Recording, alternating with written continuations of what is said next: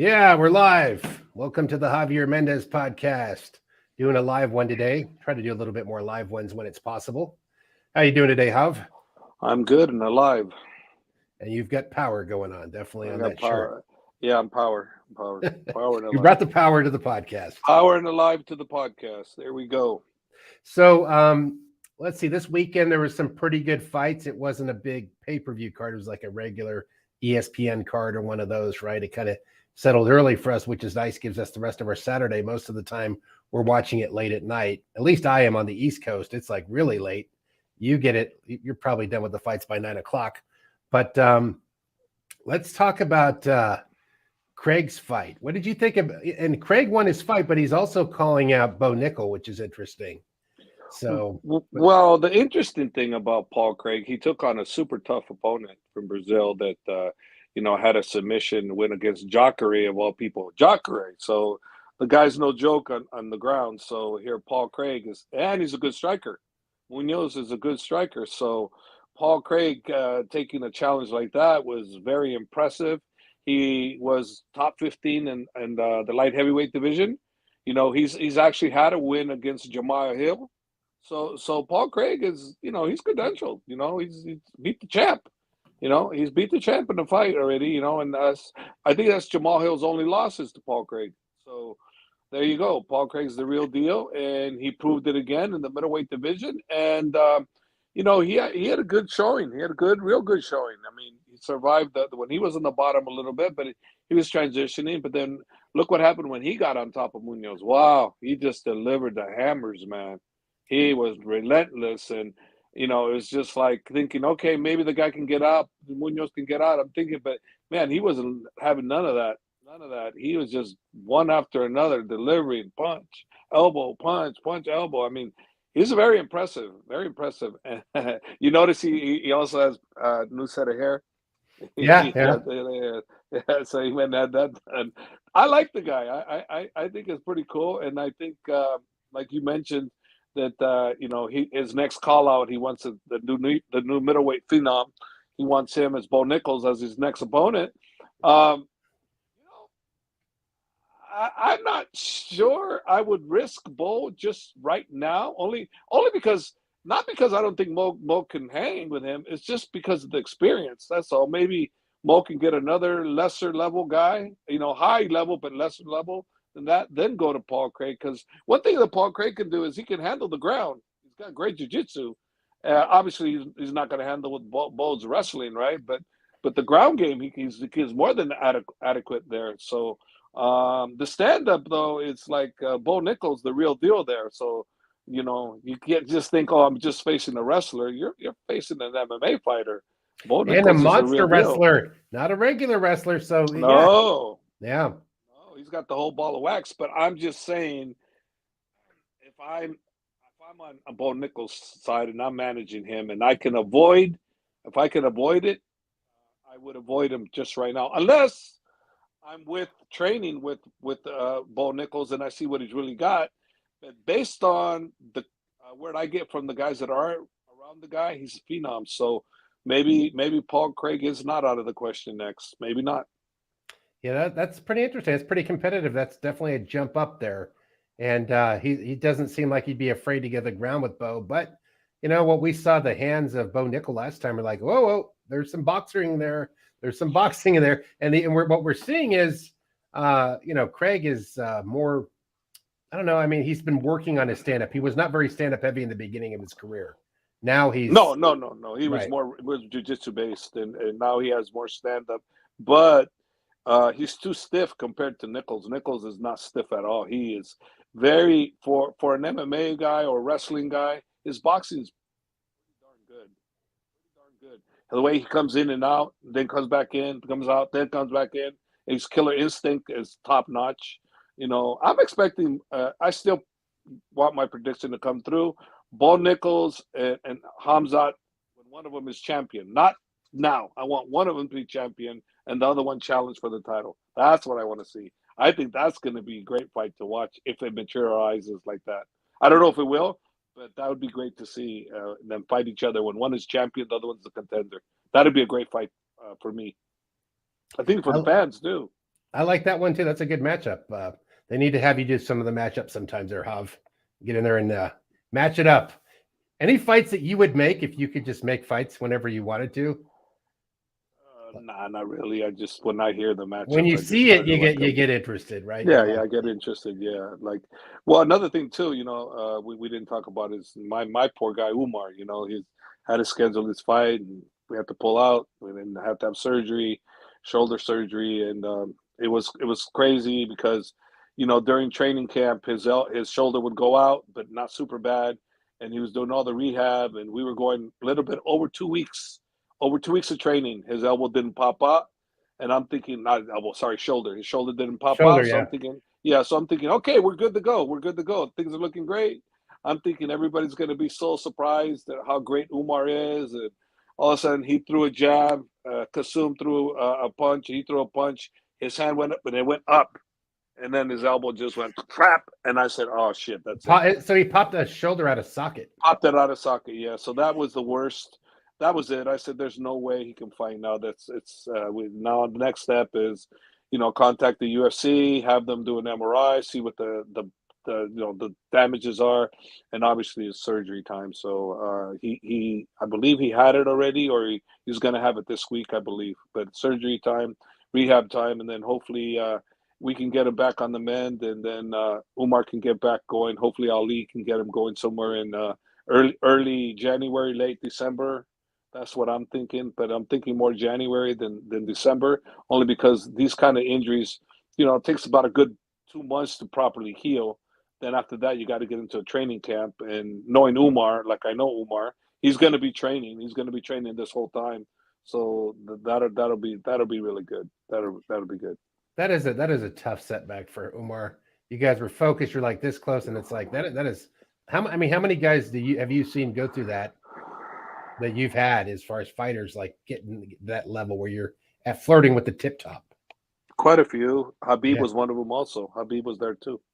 Didn't he We were go back flirting like the a same year? time. He get back like a Yeah, year. yeah. Don't you remember we had a lot of Tony Ferguson matchups? I think I could be mistaken, but I think we were scheduled to fight Tony Ferguson 4 or 5 times, and either Tony pulled out or we had to pull out. Tony fell It down while you know walking over a wire one day and yeah, broke his yeah, hip yeah, or yeah, yeah. No, his broke knee. his knee, I think meniscus, I think, or something, or maybe ACL. I don't remember, but it was a devastating injury, and that was like.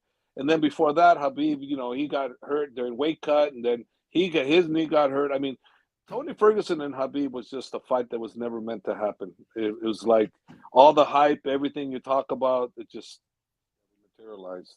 It You was know. cursed from the I beginning. think so. I don't want to believe in that kind of stuff. But Well, I mean, if anything, four, four, 4 to 5 times didn't go through. That's quite a few times, and it wasn't one person's fault. It was both their fault. Not both their faults. Can't say it was anybody's fault because fighters they want to fight. So it isn't Tony's fault. It isn't Habib's fault. It's just unfortunate injuries prevented them from clashing. And at that particular time, it would have been Tony at his prime, Habib at his prime. So it would have been a great chess match. I think at that particular time when they were ready to fight. There's a good question before we talk about Mr. Aspinall. I mean, here's one that just popped up. I don't know if you can see that one. Where to go? Yes. What is your Hazmat versus Costa prediction?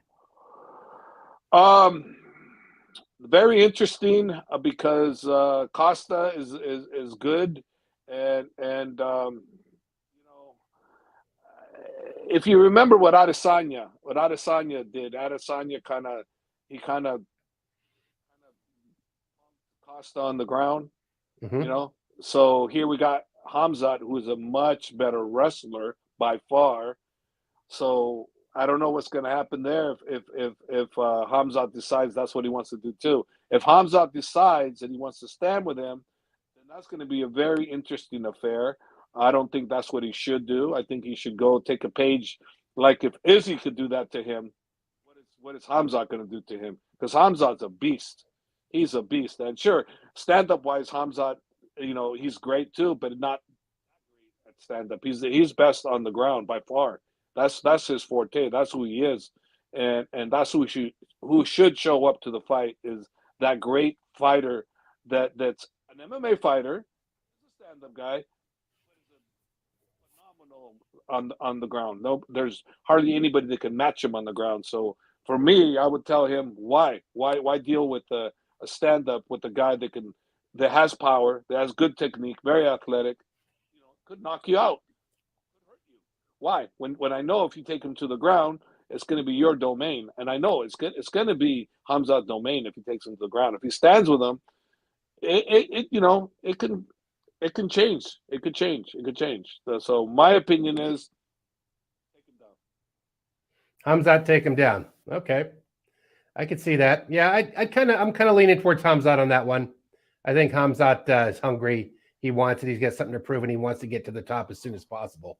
He's freaking fun to watch, dude. He's really fun to watch. I like Hamzat.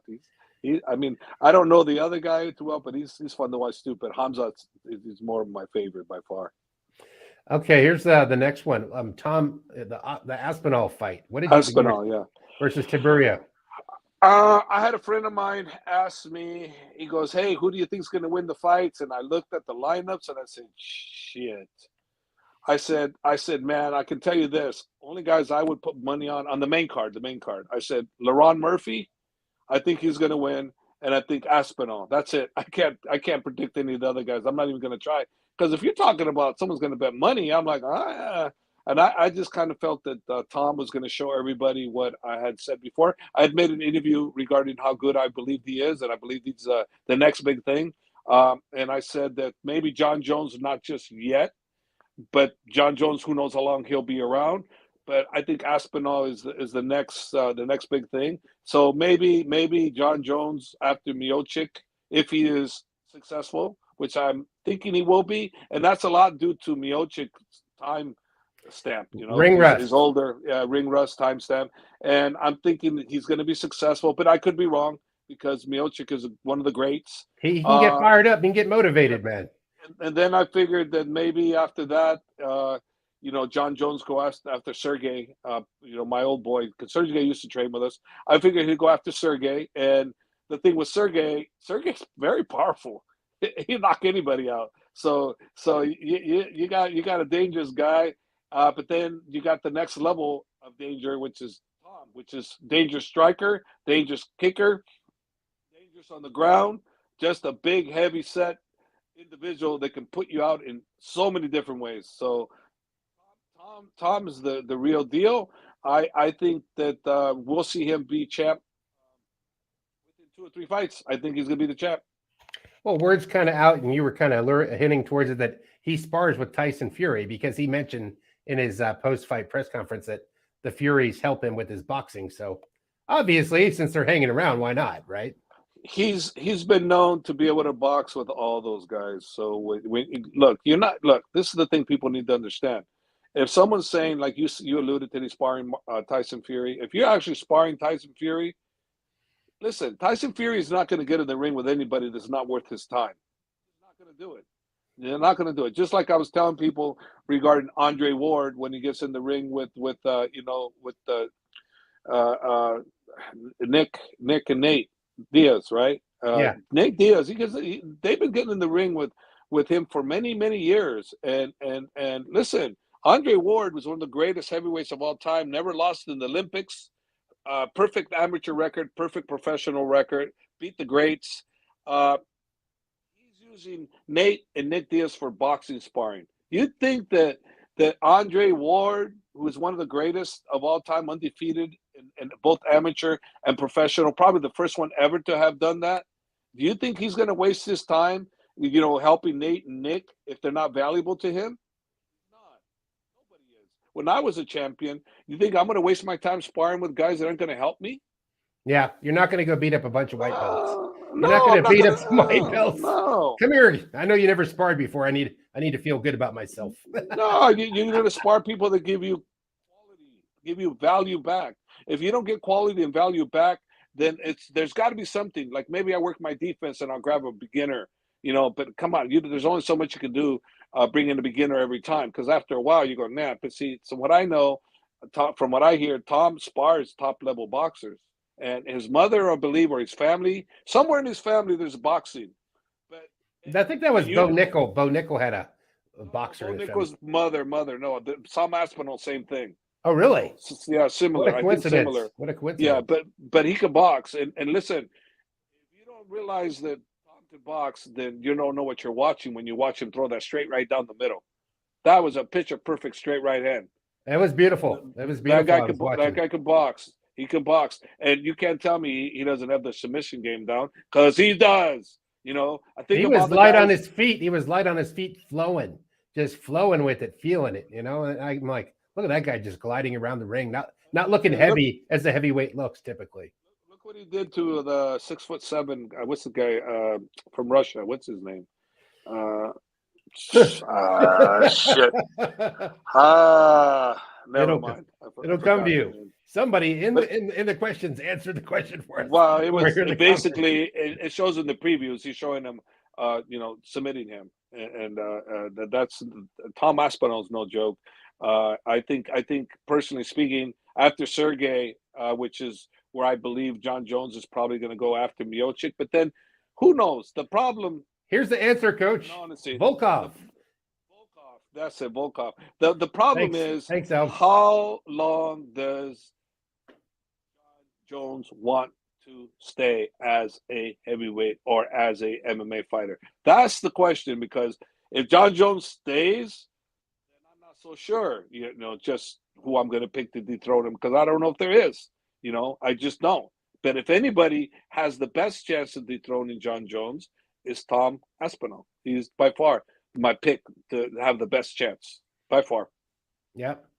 And speaking of fights coming up before we get into this week's card, Islam getting matched up again with the wonderful Brazilian gentleman, Charles Oliveira. Yeah, and it makes perfect sense. Think about this, okay? When I was reading everything, because number one, you guys got to remember, I've always said I'm never involved in the matchmaking. That's Ali, that's Habib, that's Rizwan, that's those guys discussing that. They don't discuss with me. So, and I don't care to anyway. So I hear at the end. So I was, based on everything I was reading, I said to myself, okay, Alex just got surgery. Okay, so the chances, you don't know what the surgery situation is, how bad, how good. So you're thinking Alex more likely is going to be out. Okay, Dustin and Justin, they're not fighting yet. So that's going to be a war. We all know that's going to be a war. Now, the likelihood of one of these guys coming out of this fight uninjured, that's pretty high. The probability they're both going to be injured, right? That's what I'm thinking, right? Now, who's left? Freaking, all the up-and-coming guys have been taken care of by either Charles or what do you call it? Took care of him. The guy that Charles just beat to take him out of the championship bracket. Dariush. And Beneil take care of Brady. Brady was an up and coming guy, and Beneil took care of him, so that put him out of the patch. And then Charles took care of Beneil. So the challengers are who? Yeah, I was thinking. Because Oliveira said he wanted to fight November, December. So I'm thinking, okay, he said he wanted to fight November, December. Well, the UFC tells you when they want you to fight. So they'll have a way of telling you, hey, listen, you want the title shot? This is when you have it. We have to have it October 21st because we have no other choice. This is what you got. You want to take this? You want to negotiate? Whatever, blah, blah, blah. This is what you got. So I would think that they went to the table with Charles. The opportunity was too good for Charles to pass up. Had he passed that up, who knows when he may have another title fight. So Charles, by saying I want to fight, in November, December, he could have put himself out over a whole year. Since Charles is ready now, he's ready to exact his revenge. Now's the perfect time. So and that's the perfect storm for him and for us.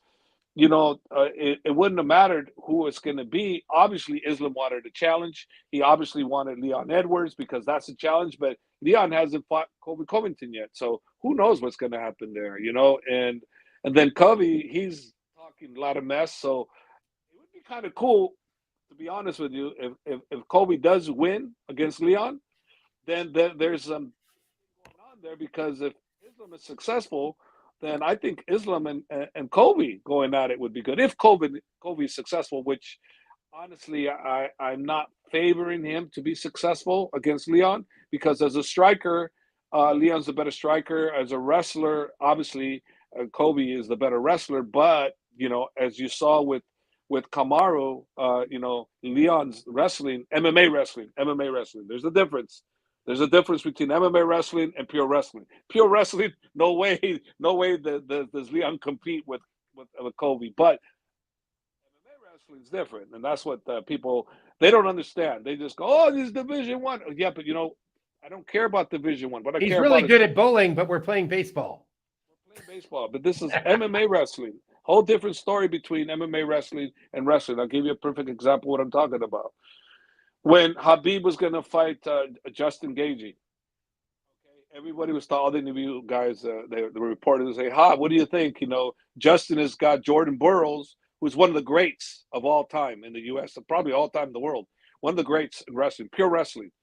And they said, what are you going to do? I mean, even Jordan's having a little bit of a tough time with Justin. And I said, listen, I go, if we were wrestling Justin, then I would be a little concerned. But we're doing MMA. And I'm telling you right now, there is nobody that I've ever encountered in the 155-pound division that's better at MMA wrestling than Khabib. No one.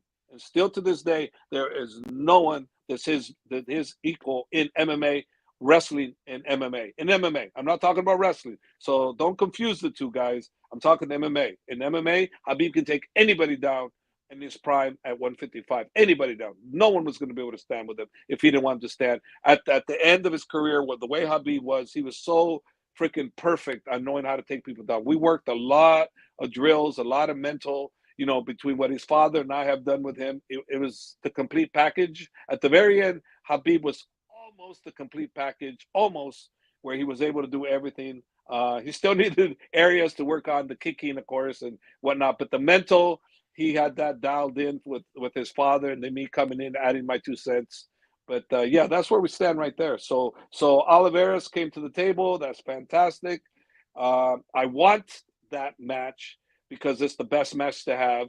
Then I would really like to see, Islam, challenge himself if he still wants to challenge, because Islam wanted it. Remember, it's not me. If I never heard Islam say I want to go to welterweight, I would just leave it alone. But I know Islam does want to go to welterweight. So based on the fact that he said it, and he said it to me also, so I wouldn't mind him going after those guys. But there's still unfinished business that people are going to want to see with Alex. They're going to want to see that unfinished business. So let's see what happens. Let's see if Alex, in the meantime, gets a fight with Ilia Topuria. Topuria and him, that ain't no cakewalk. That's not going to be the year type scenario. I'm sorry. That's going to be a fight that, he's gonna have to prove that one more than anything. There's more of a hardness to Topuria.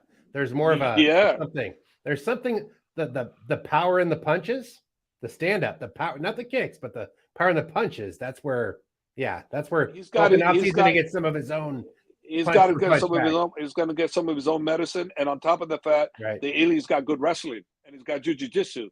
So that fight there is going to be a well-rounded fight, and maybe Alex overwhelms him with his vast experience and talent, because he is a talent. He is one of the greats. He's the greatest featherweight of all time.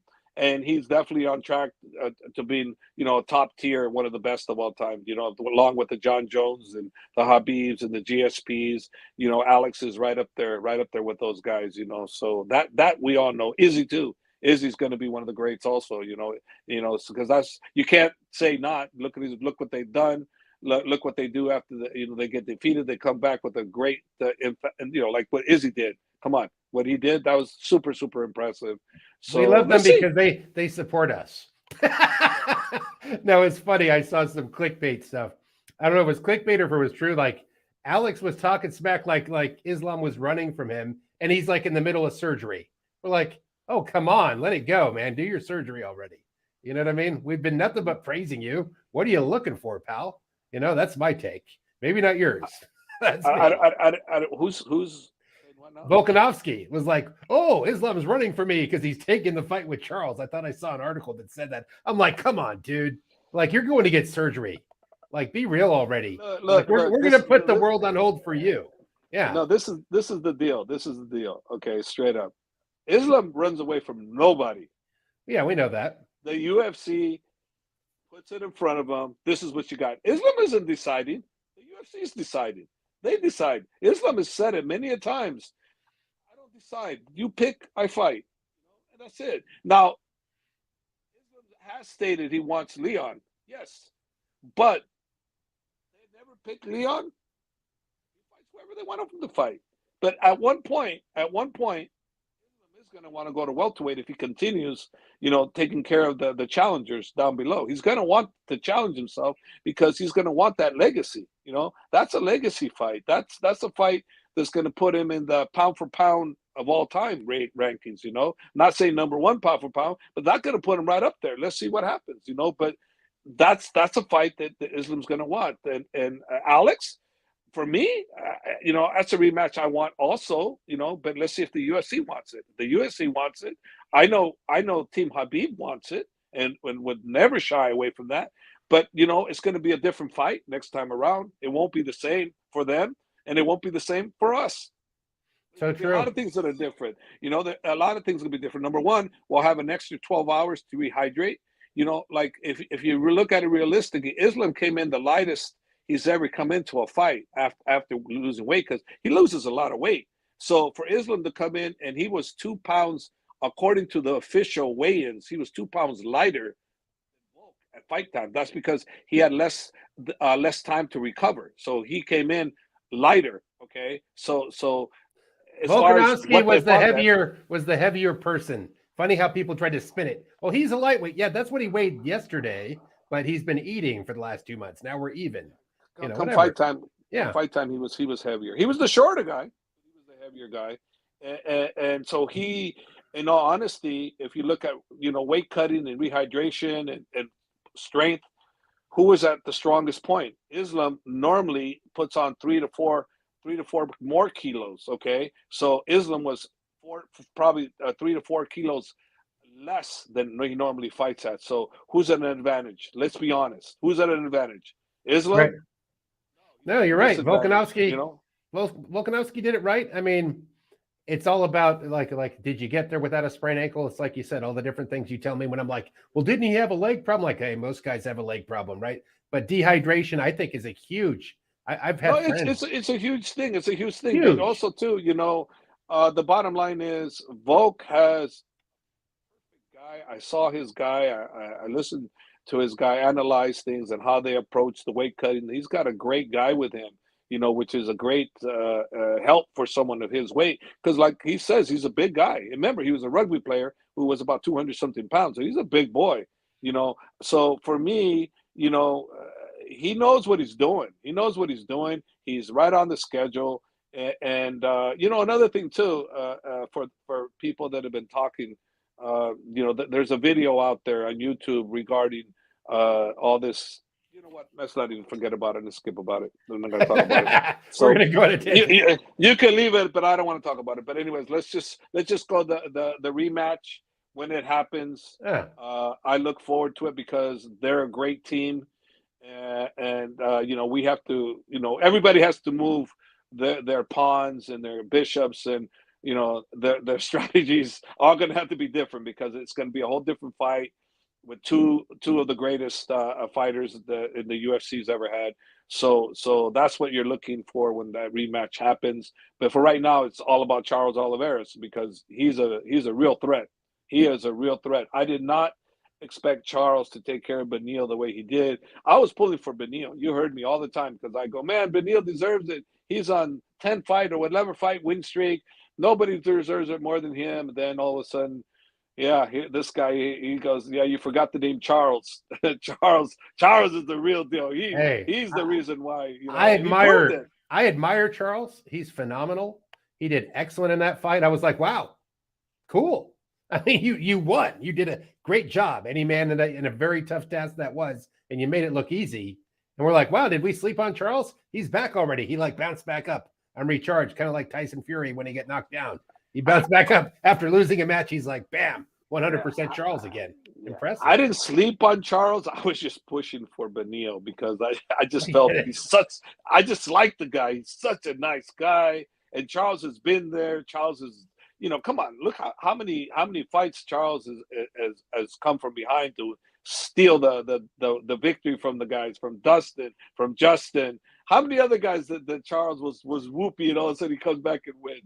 That guy's amazing. He's got like 9 lives, and with Islam, the difference was when Islam dropped him, Islam was not afraid to go to the ground. The other guys dropped him. They didn't want to go to the ground with Charles, but Islam did. That was the difference. When Islam There was a bear Charles, trap on the ground waiting for them. They're going to get caught in the clamps. Yeah. That was the difference. And when they fight again, let's see. It's a whole different fight. We have to approach this a whole lot different. I don't know as of yet. It looks like, again, I'll only be there like maybe 3 weeks for the fight. So I'll be there probably 1st of October in Abu Dhabi. And we'll be training at probably Habib's new gym. Palm Sports, they own, they operate Habib's new gym called Habib Gym. And we'll probably be training there, because that's basically our UAE, fight center now. It's Habib Gym in Abu Dhabi. So that I can't wait to see the gym. I think his gym's probably the best gym in the world, state of the art, just for fitness and everything. But MMA, it's going to be the bomb. 5-star gym. It looks like good stuff. Somebody said here, Kingsport, I'd like to see the winner of Poirier Gaethje fight Volkanovski, then fight Makhachev. Well, I mean, the thing is with Alex is such a great fighter. He is. Any of those guys can fight each other. You can say, hey, I want to see Alex fight Gaethje. God, that'd be great. I want to see Alex fight Dustin. Hell yeah, that's great. Yes, all of those guys are great to fight Alex because he is a great fighter. And you know what? You can't say anything about, those guys are going to wipe him out because he's a smaller guy. No, he proved he's got one thing that hardly anybody has: incredible cardio, and he's got power in the later rounds. On top of the fact, he's a great striker. And for me, the most important thing out of all of these, he's a very smart fighter. He knows how to fight.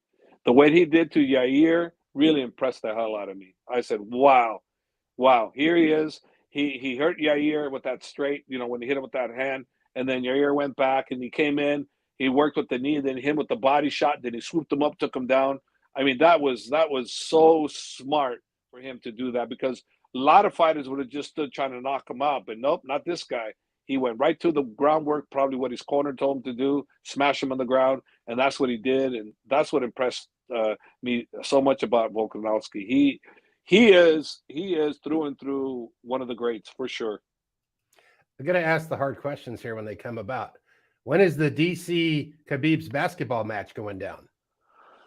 At the rate we hardly ever see DC and Khabib now, probably never.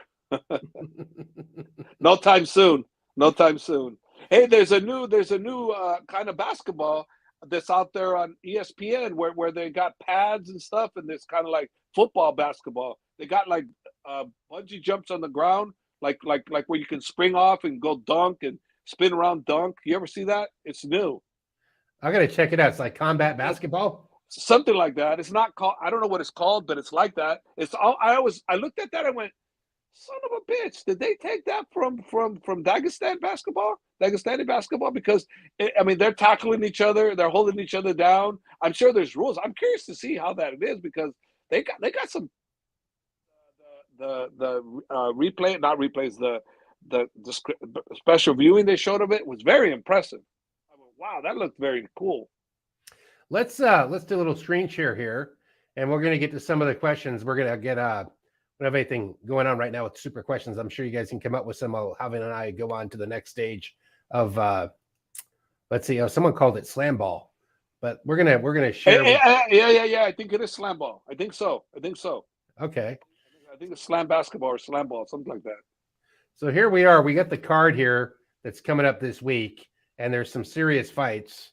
Let's start with Michael Chiesa versus Kevin Holland. What do you think about that one, Hav? The striker versus the grappler. Michael Chiesa is a very intelligent fighter. He's going to want to take it to the ground. If he can't take it to the ground, good luck. he's in trouble. Yeah. Kevin Holland, and I'm looking forward to that. Kevin Holland, he's a fan favorite. He's definitely a fan favorite of mine. I definitely like watching Kevin. And Mike Chiesa is a very great guy. Great guy. I wouldn't say he's a fan favorite. He's just a great guy, smart fighter. I would think Chiesa is going to want to take it to the ground. And then our next part of the card here, let's see what you're looking at here. And here's an interesting one: Bobby Green versus Tony Ferguson. And you know what? They've kept Tony around for all the hard work he did. He get a break. I mean, Tony's fighting on a 5-fight losing streak. Now I think he changed weight classes. Maybe that's why they kept him around. Is he going up in weight to fight here? No, Bobby Green is 155 or no? Or okay. Yeah, I think, yeah. I guess he's up. I don't know. It's hard to tell. But anyways, he's fighting Bobby Green. What do you think about that fight? Mr. Hands versus Mr. Elbows. They didn't give, Ferguson any freebies here. Bobby Green, so elusive, so freaking tricky. It's going to be hard to use your wrestling on him. I mean, that's a fun fight. That's another really, really tough fight for Ferguson. Let's see what happens. It's a very entertaining fight. Is it hard to call which way that'll go? Because they're both kind of been going through some tough times. It's like you're fighting for your job. That's it's a tough call. I mean, you might want to go with the younger fighter, but those are two very entertaining, fighters. But I think what Tony's on a 5-fight skid or 4-fight. 5-fight skid, dude. And then I haven't seen. Skid. I don't know who the UFC's kept around that long. Maybe they kept other people longer than that. Yeah, because they're huge names, and Tony Ferguson's a huge name, and he's a star, bro. Nate Diaz was not on a great winning streak either, and they kept him around because he's a star. Tony Ferguson is a star. Bobby Green is a known fighter, but he's not a star. Yet, or maybe never. I don't know. It's hard to say. But definitely that's Ferguson is definitely a star. And what do we get next here? Let's see. So after that, we're looking at Stephen Thompson, Wonder Boy, versus Michael Pereira. I gotta say that properly. Very, very interesting fight. Wonder Boy, his style of kickboxing, I think, is just a little much for Michael. Very unorthodox, but Wonder Boy's got the best striking in the business. And though Michael could catch him, I'm expecting Wonder Boy to put a clinic on him, unless Michael decides to take Wonder Boy to the ground. And that is not so easy to do, especially for Michael, because he's not necessarily, that's not necessarily his style. So I see this as a barn burner. This is a barn burner of an exciting fight. This could showcase Wonder Boy as the next person to be viewed as a potential challenger. And we get Alex Pereira going up against Jan Blachowicz. That's interesting. I think didn't Izzy fight Jan as well, right? Jan? Izzy fought Jan, and it proved that size matters. It did. Especially when you know how to grapple like Jan did, because on the stand-up, Izzy was out striking him, not by much, but he was definitely the sharper of the two. But Jan took him down, and then Jan realized his size and his mat expertise was above where Izzy was, so Izzy couldn't do very much. So Jan, because of his size, was able to do that. This is a fight where size did matter, and being that the case, Jan, he's smart, which I know he is. He hits hard. He's this and that, but you don't want to go up against a knockout artist like who he's facing, and then think you're going to go out there and have your way with him. No, you better look to take his ass down, because if you don't look to take him down, Pereira Alex just might just take your lights out. I mean, don't stand up and play boxer with this guy. He's got the most devastating left hook in the MMA business. Alex Pereira does. He's got the most devastating left hook. It's a beautiful how he delivers it.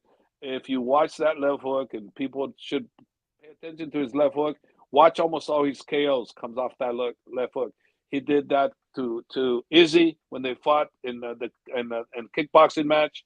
He did that in the MMA. The first one he did was before he fought Izzy. He did that to what's his name? The guy that just fought the main event was really good. I know his name. I just forgot his. Why are we forgetting people's Yeah. names? So you have to help if you have the name. This is part of the trivia of the live stream. He showed he's a contender. He's a contender, and he should fight for the middleweight title. He has got no filter. He got no filter. He's really fun as hell to listen to. I just got his name again. Strickland. Sean Strickland. Yeah. Well, Sean Strickland. We have Tarzan Strickland timing in here, so yeah. No, Sean Strickland. Watch Alex's left hook against Strickland. Same kind of left hook. Watch it. Watch those three in particular. When Izzy got knocked out, watch that left hook, where it comes from. Watch it against Strickland, and then watch it against Izzy when he knocked out Izzy. And you'll see how Alex throws that left hook. It's the most powerful left hook you can throw. It's very, very difficult to catch at times, and if it catches you right on the money, most of the time people get put out. You're done. So it says if Jan shows up like he did against Ankalaev, I would favor him. Yeah, that makes sense to me. And, yeah, it would make sense because he's gonna basically Jan is gonna be smart. He's gonna look to take it to the ground where his dominant ground game is superior. Look, this is the thing. Okay, Jan is okay stand-up guy. He's not great, but he's okay. He's got power. mm-hmm. Very unorthodox, but he's got power. Okay. But how many kickboxing matches does he have? How many titles does he have in kickboxing? Okay. Now look at Alex. Okay. How many kickboxing titles does he have? How many matches does he have? When you go to count I don't know what Jan has, but I probably am assuming he has 0 stand-up fights, versus what, 60, 70, 80 stand-up fights, and he's a champion to boot. And he beat Adesanya 2 times. Yeah. Says stupid, don't stand with this guy, do whatever you can, look for the takedown. But Jan is not an expert at takedowns either, but he's good. He's just not a wrestling expert like some of these other guys. That's how he like muted Adesanya pretty much. This is a big match that could have been heading towards Islam, but Poirier versus Gaethje. Poirier beat Gaethje in the last fight. Gaethje looked much more improved. He just rushing, raising hell, all his other fights.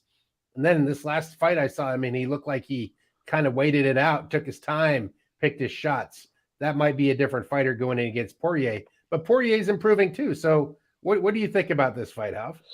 This is a tough fight. I really like watching both of these guys fight. They're real, true professionals. They don't talk crap about anybody. They just go and do their job. They're both, Dustin is a really good family man. He gives back with charity contributions that he does, his own nonprofit. And Justin, you could just feel he's a family guy also, and just a great all-around dude. To me, the difference is between the two. This is the difference. One likes to go a little bit overboard on showing the fans a great time. The other one likes to win, so he'll go the extra mile to win. So the difference is, there's the highlight reel versus the guy that just wants to rake in the money and get the good, impressive win. So we'll see who wins that one. I mean, the fans are going to win on this one. I really don't. I could say maybe slightly Dustin, but I could be 100% wrong because they're so evenly matched, and their heart, their skill set, what their qualities are. They're the complete fighters, man. And so at the present time, the BMF title on the line probably fits perfect for these two guys because they both tried for championships. They both failed. So the next step is the BMF title, which, yeah. Did Dustin get the championship or no? No. Justin fought with Habib. No, he fought Habib, and then he fought Oliveras, and he got knocked out. Oh, Habib, he got submitted with Charles. I believe he got knocked out. Yeah, that makes sense. Now, and it's like, I don't know. I see it could go different this time. I rewatched the fight yesterday, and I was going, okay, look, like if I were to figure out how to counter what Dustin was doing, I might be able to figure something out. And I'm not a boxing coach, but if I talked with a real good boxing coach, I'd like, what do you think about this? And he might see an angle there. That's what I saw. Maybe. But you know what? Look, listen, it's good to talk about this, to talk about that, but to go out in the fight, it changes everything. Everything you worked on, on rare occasions does it go perfect. Most of the time, you work on things and they look great, but they come into the fight, they don't quite work out like you wanted to. But the most important thing is, are you ready? Are you mentally and physically ready to put yourself in there to get that win, to do everything you can to get that win? If they are, that's usually who does really well. So this says Lennon Javier. What do you think about Trevor? It's Gaethje's coach. If he has special gloves, what do you think about his gloves? I guess some people are trying to make gloves so you couldn't poke so much. Have you anyone brought them by your gym? Yeah, they brought him to the gym. He's got great gloves. He's a great coach. His mentality is great. His product is great. I thumbs up on his product. It's very good. Guys here that do use his gloves really like him. Yeah, I was trying to get him in the UFC. That would help with the eye pokes because eye pokes is such a killer. So many matches. The most dominant champion could just get an eye poke, and all of a sudden, all his superpowers mean nothing in that moment. Unfortunately. Yeah, unfortunately. Let's see over here. Say Justin's kicks will be okay. Well, this is a good one. Will be crucial in the 5 rounds this time. Yeah, people were figuring out his kicks. People were figuring out his kicks, though. They could be crucial. They could be crucial. They could not be. But one thing for damn sure, because that's what my number one concern was his kicks, his low leg calf kick, which I knew he was coming. That was my only biggest concern with Khabib was the low calf kick, and that's why, Khabib said to me, he goes, "Coach, why you keep telling me about low calf kick? I think too much about it." I go, "I don't want you to think about it.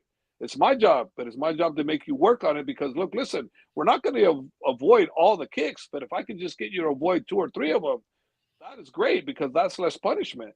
And of course, watch the fight. Khabib avoided some, but he didn't avoid them all. He took 2 or 3. He says, "Okay, that's enough." The ones that landed, they landed. So what I'm trying to say here is, first word out of Khabib's mouth to me goes, "Coach, why you tell Justin about calf kick?"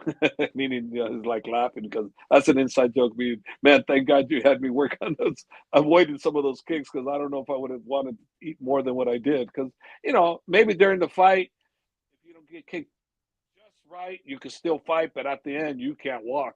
So maybe Habib's mental would have pushed him through that anyways. But then again, how do we know? The kicks didn't land. So I'm assuming that I don't know. I'm just glad we didn't get hit every time he threw that kick. That's what I'm glad. And we did our job. We wanted to avoid not getting hit every time. And that's exactly what happened. He didn't get hit every time Justin threw that kick.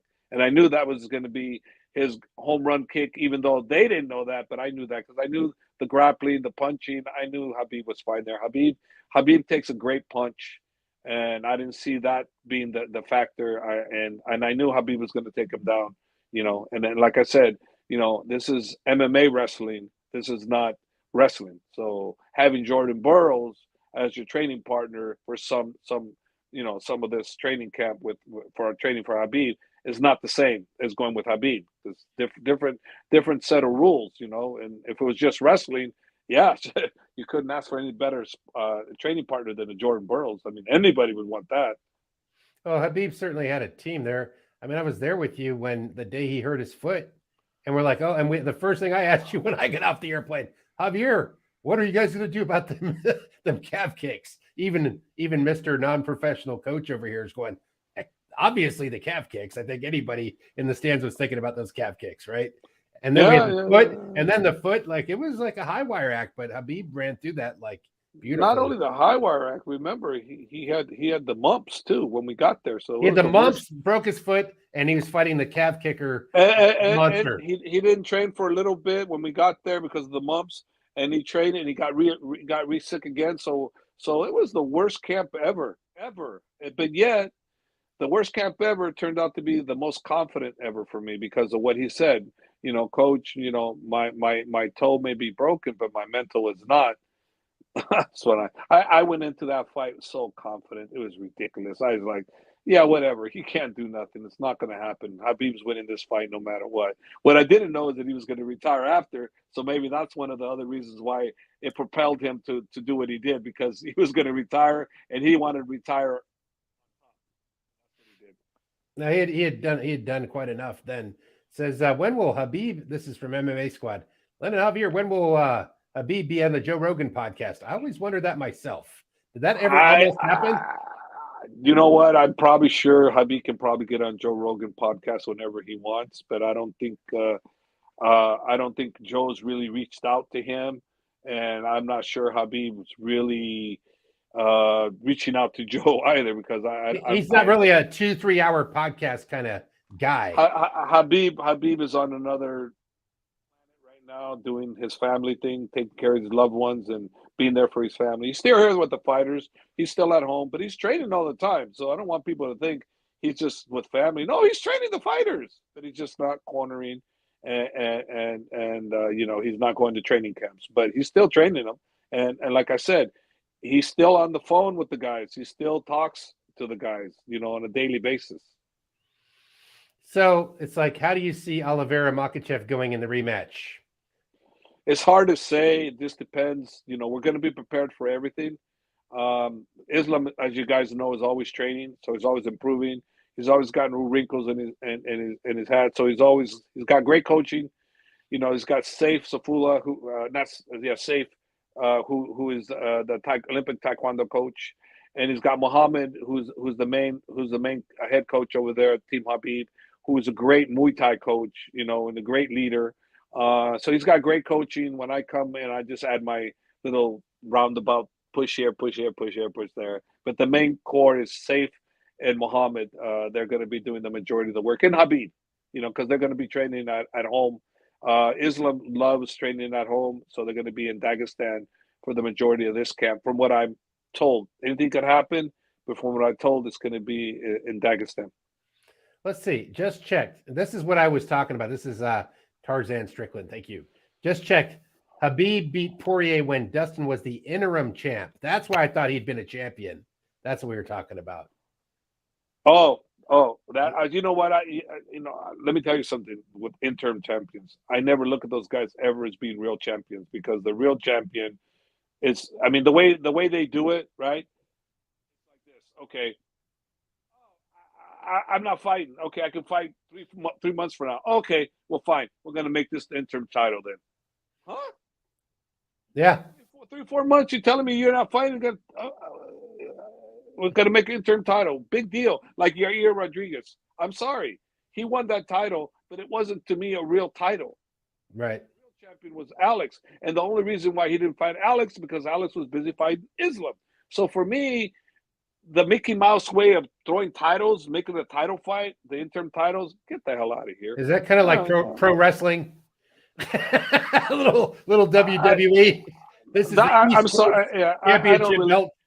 I'll tell you, the only one that I consider legit is Jamal Hill, because he was going to be out a year, and he said, "Hey, I'm going to relinquish my title. You know, I'm not going to hold up the division." Okay, that's legit, because now two guys are fighting because the real champ says, "I won't be ready. I'm not going to hold the division." And the real champ before him, did the same thing. So you got two stand-up dudes didn't want to create interim titles, so they let their titles go.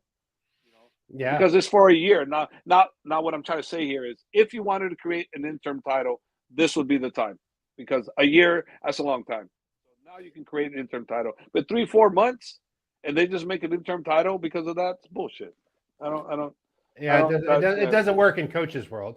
And no, if it's a lot longer, yeah. If it's a year, 11 months, or a year, you're going to be off. Yeah, make an interim title. I understand that. It's like, I know you guys want them to fight, but we got to get this fight, and then we'll come back. It's the reservation title thing. Well, it's like this. Okay, they're doing this fight, the BMF title, and it's interesting. Okay, because it's the BMF titles. Okay, so this is a fight that I like, but you always got to create some kind of buzz, right? So if it's not the BMF title, it would be the fight for the title, right? It would be the winner of this fight fights for the title. They got to have something to hook you to want to watch. I mean, that's marketing, right? So I agree. You can't tell me the UFC doesn't know how to market, because they're number one in the business. They know how to market, and they know better than I do. I can give my opinion, but my opinion don't mean blah. Their opinion means everything, because they know what they're doing. You know, who knows if I was in charge of where the UFC would be? Maybe no one would even hear of them. You know, I don't know. I'm just saying they do a great job. I'm not trying to do their job. Well, someone says, Len, ask Coach for Habib to live stream on the channel. That would be sick. What maybe he could do like 1 minute, like a commercial. Hi, it's Habib, and then leave. I talked to him about it. He promised me he would, but then he really doesn't really feel like it. So I would never ever have Habib on here because he really doesn't want to. So for me, I'm going to honor what he wants, and I'm not going to, I can get him on here, but I never will.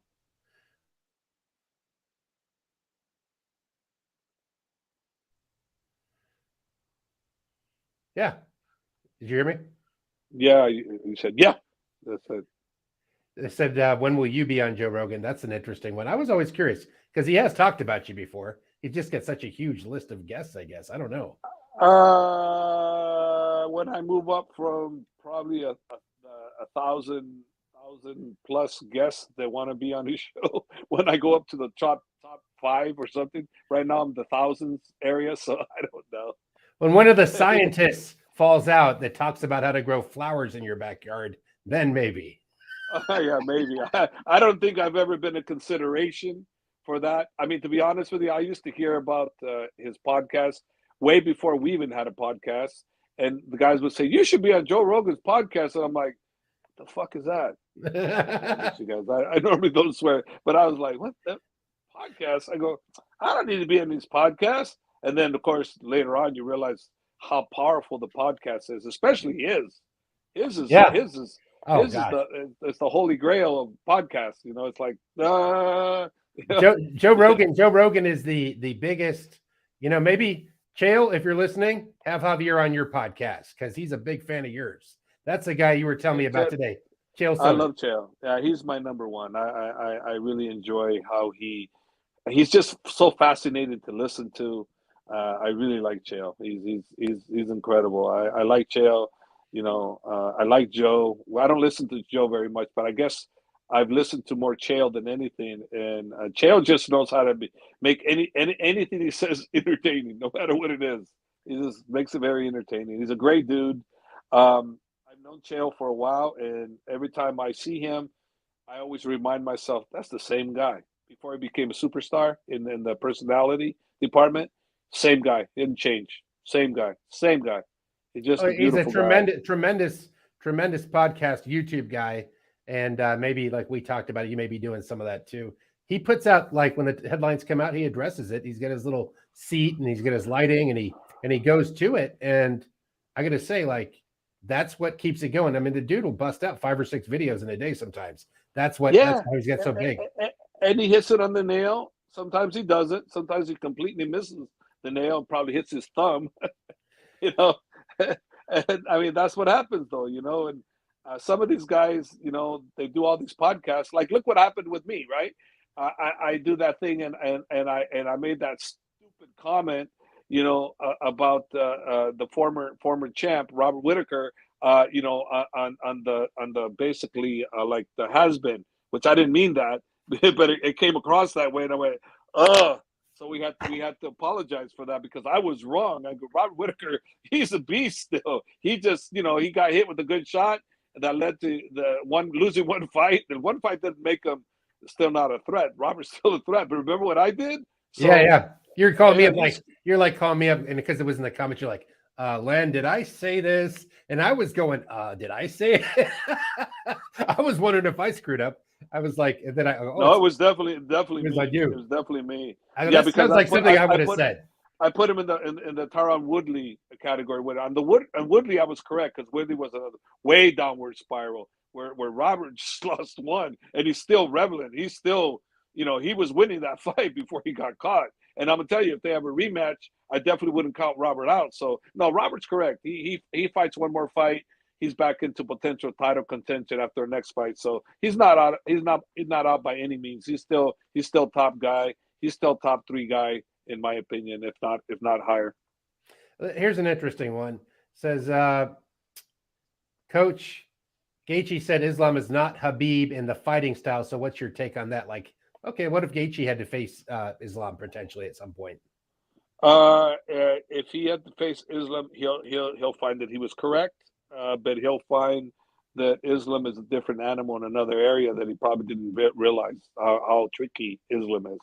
So he's correct. No one is this is tenacious and is as hardcore as Habib is when it comes to the ground. When Habib is on you, he's got your arms trapped everywhere. You feel like you can't move. He's got your wrists trapped. I mean, and he's just manhandling you like you just feel like I can't do nothing. And he's always one or two moves ahead of you. And he's really tenacious when he does it. He's like he's hard to get off, very hard to get off. So Justin is correct. He's correct, but you'll find that Islam, in his own way, is an unbelievable grappler in his own way too. And when you get Islam on top of you too, you're not going to like that either because you got someone that's actually more of a finesse type submission specialist, and though Habib is too, but Islam's more finesse. Yeah, Habib's power. Yeah, it's his style. Let's see. Okay, did Islam fix his holes during his last fight from John Wang? So whatever we saw from that fight, I asked you right after the fight when he fought Volkanovski. We're like, whoa, what did he learn? What was you were like? I said, were you downloading a lot of data from that fight, going, oh, we need to cover this up or work on this or well, I mean, the one thing that hit me is he got tired in the end of the fourth round. He's getting tired. Cardio is what I was thinking. Yeah, but remember, we normally had 36 hours to rehydrate. He had less time because the fights were shown earlier. So normally, we would have an extra 12 hours had he fought anywhere else. So. And then he would have been 3 to 4 pounds or 5 kilos heavier. So now you add that, and let's see what the difference is. Maybe, and I'm saying maybe. I'm just throwing things out there that are facts. Okay, I don't 100% know. Other than that, I'm just stating facts. That maybe if he was heavier, healthier, then he wouldn't have got as tired. But the facts are he did get tired. The facts are Alex was stronger than ever. Didn't lose any strength from the first to the fifth, and he didn't lose any desire from the first to the fifth on winning and feeling he was going to win. Because Alex, from the first round to the fifth round, was I'm kicking your butt, I'm winning. And at the very end, the last minute of that round, he did dominate, and that was the biggest domination throughout the whole fight. Was the last minute of the fifth round of the whole fight. That was the most dominant. But was it enough to win? No, because at the worst case, Islam won 3. Best case, Islam won 4 of those rounds. He definitely, out of all those, the fifth round was the more that was lopsided for Alex, for sure. And that's the last minute made it lopsided because he did a lot of damage in that last round. Yeah, that's true. So what you've got some fighters. What fights do you have coming up with right now? What do you got going on in the gym? I heard you, when I heard you on the phone earlier, you were talking about Islam Mamedov. I go, Islam's there? You're like, yeah, go spar with Islam, I heard in the background. But you were talking about Islam Mamedov. So I guess. Yeah, Islam Mamedov, yeah, he's been with me since 2015, like Islam Makhachev. They came together, and he's fighting in Bellator. He's fighting the former champ for Bellator, former champ. I forgot the guy's name. Mm-hmm. And then Enrique Barzola is fighting there also too in South Dakota, I believe, in Bellator on August 11th. So I'll be there. And Kasum, another one of Team Habib, Kasum will be fighting August 11th. So I'll be there for that show. After that, it's all open. Then I have more fighters. My up and coming guys, Mohammed Alarak, Theo Haig, Ali, and a few of my other guys are fighting up in Napa over here in our area. I got like 4 or 5 guys on the card, but those are up and coming guys. They're all undefeated. The Muhammad and Theo are undefeated. And then another one, we got Jermaine, amateur kid named Jermaine Edwards, who's actually he's got great potential. He's like 6'3", 155 pounder, but he's really solid muscle. So he's got great potential, but then it's still early to tell. But we'll see. So things are good. Has it been hot out there in California? And there's been a heat wave all over the states. I wonder if that affected training anywhere. I know some people like last week was super, super hot. Yeah. Pretty gnarly. Yeah, pretty gnarly. So people ask what happened. I mean, you mentioned this earlier in the stream, but Umar's situation, like recovery on a shoulder like that. What does it usually take somebody to recover? And there's a video out there. Umar hurt his shoulder, came out of socket. You can't go in a fight like that. We've seen other people in the UFC fight and have that happen mid-fight, or even in Bellator, I've seen it too, where the guy's shoulder came out and the guy Aaron Pico. Aaron Pico lost his fight. He popped out, lost his fight because of that. And there's no way that Umar or I, as the head coach, would allow him to enter a competition with that type of scenario. There's no way. It had popped out before during the training camp for this fight, because he came in with it injured, and he was going to the rehab UFC Institute to get a rehab. So he was working on the drills to get it stronger, and he was getting it stronger. But unfortunately, it's one of those things where the only thing you can do is surgery to make it better, and there was no other choice. But we tried to go do the non-surgery route, but it just didn't work. After they did the MRI, obviously the doctors realized that, this has to have surgery to repair it. And you got to figure it's probably be about 2 months of not doing anything with it, and then you got to get it back on track. So once you get it after 2 months period, you're going to have to rehab, slow with the, getting involved in the punching and all that. But, there's going to be 2 months of rehab from the surgery, but then after that, you got to work it in slow. You're not going to just all of a sudden 2 months of rehab, and then you go 2 months of fight camp. No, it's going to be more like those tendons need to repair, right? Muscles and need to repair, ligaments. And then you got to get into camp. Yeah. So you're talking probably 5 months, to be honest with you, before he really gets going. Yeah. So I'm thinking January, February. I'm hoping. I mean, I'd be surprised if he'd be ready in December, but anything's possible. Depends on how quick the surgery goes. It heals. If that happens, we'll see. I would give it probably 6 months at least, right? I mean, just surgeries in general. I mean, looks like Javier popped off. His camera must have expired there. But that's okay, guys. I want to thank you. We were just about to wrap up the live stream, and here's Jav back again. You disappeared for a second. Yeah, I got to disappear. So all right. That was a cool magic trick, Jav. Well, thanks, everybody. Please like and subscribe. Tell your friends about the podcast. Next time we'll get this going. It's good to see you out here, Jav. And expect more videos coming soon, everybody. Peace.